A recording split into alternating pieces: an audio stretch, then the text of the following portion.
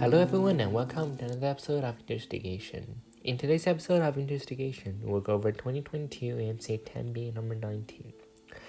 So in this problem, it says each square in a 5x5 grid is either filled or empty and has up to 8 adjacent neighboring squares. So all of the adjacent ones, including where they share a side or a corner. And the grid is transformed by the following rules. Any filled square with 2 or 3 filled neighbors remain filled. So, for example, you can look at this over here. It has 2 neighboring that's filled, so it will remain filled. And any empty square, for example, you can look at this square over here, or this square over here, that has exactly 3 filled neighbors becomes a filled square. And all other squares go to empty or remain empty. And that is a sample transformation. It is asked that suppose the 5x5 grid has a border of empty squares surrounding a 3x3 subgrid, which we don't know if which ones are filled.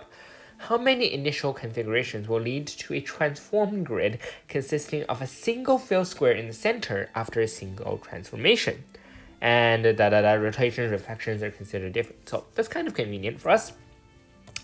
Let's take a look at the initial one. There are 2 cases, right? So the first case is that the middle square is initially filled. And let's take a look at the filled statement. Any filled square with 2 or 3 neighboring will remain filled.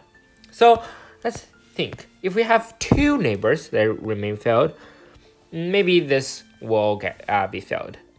And then we would think that none of these 2 can be filled. Because if either of these 2 is filled, then if either of these 2 is filled, then we would be in a case where this would stay filled. So neither of these 2 can be filled.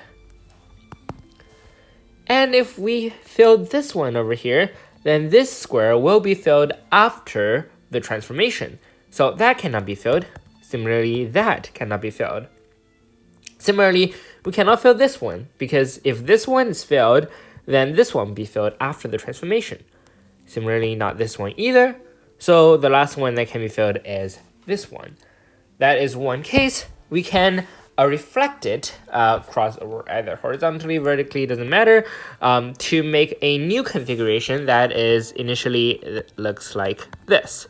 So that is a total of 2 configurations.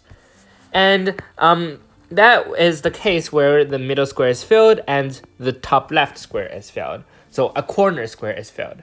What if the corner square is not filled? If the corner square is not filled, then let's think, if an edge square is filled, then we would think that its neighbors cannot be filled, because if its neighbors are filled, then this edge square will be filled after the transformation. And if any of this squares get filled, then this square or this square will be filled after the transformation. So that doesn't work. And if we just have these 2 filled, then after the transformation, none of the squares will get filled. So that is not a possibility. So we eliminate that. Now we go to case 2, where the middle square is not filled initially. Okay, so the middle square is not filled initially. And let's think. What if the corner square is filled initially? Then we can either, first case would be this square will be filled. And if this square is filled, then the neighboring cannot be filled. If the neighboring squares are filled, then these 2 squares, one of these 2 squares, must be filled after the transformation. So, which is what we don't want. And these 3, we want one of these 3 to be filled in order for the middle square to be filled. Correct. But we don't want it so that any empty square with exactly 3 filled neighbors becomes a filled square, which means that, if we have, let's say, this square being filled, then it doesn't work because both this and this will be filled after the transformation, which is not what we wanted. So that cannot work. But this does work. So if we have a configuration that looks like this, then yes, no other squares will be filled except the middle square after the transformation. And there are exactly 4 ways to do this. 4 ways to choose this corner, and 2 ways to choose this to align. So we can have this, we can have like this filled, these 3 blue squares filled before the transformation or in the initial configuration as well. So that is 8 different configurations. Okay, now we have considered the case where one of the neighboring cells is filled. What if the neighborings are not filled? Okay, then let's think. If we have, well, this cell filled, then we cannot have this cell filled, because if this cell is filled, then this must be filled after the transformation, which is not what we want. So this cell cannot be filled. Okay, how about this one? Yes, that does indeed work. And in fact, any of the 3 squares here, 1, 2, 3, choose one and it'll work. So we would have the cases where, okay, we have these 3 squares filled. So that's just 3 out of the 4 corners. That's 4 different choices.